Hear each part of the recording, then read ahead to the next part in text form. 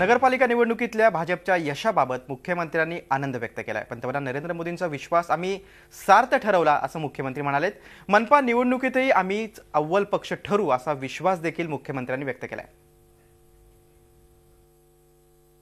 अनेक लोक असं म्हणत होते की भारतीय जनता पार्टी ही लाटेवर निवडून आली।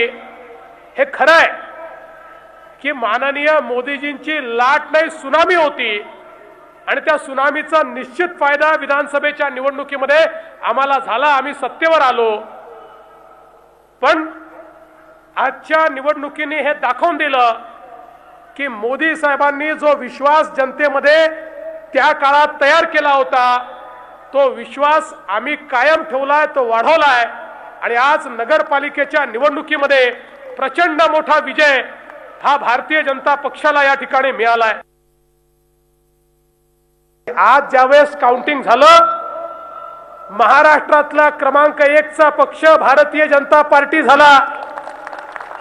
55 नगराध्यक्ष आपल्या चिन्हावर आणि 10 आपल्या आघाडीच्या माध्यमातून या ठिकाणी निवडून आले।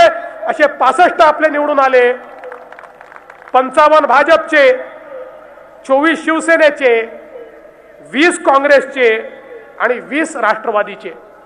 म्हणजे त्या दोघांना एकत्रित केलं काँग्रेस आणि राष्ट्रवादीला तरी त्याच्यापेक्षा किमान 15 आपले जास्त निवडून आले। हे नगराध्यक्ष पदाच्या निवडणुकीत झालं। आणि नगरसेवक देखील आपले 200 नगरसेवक होते।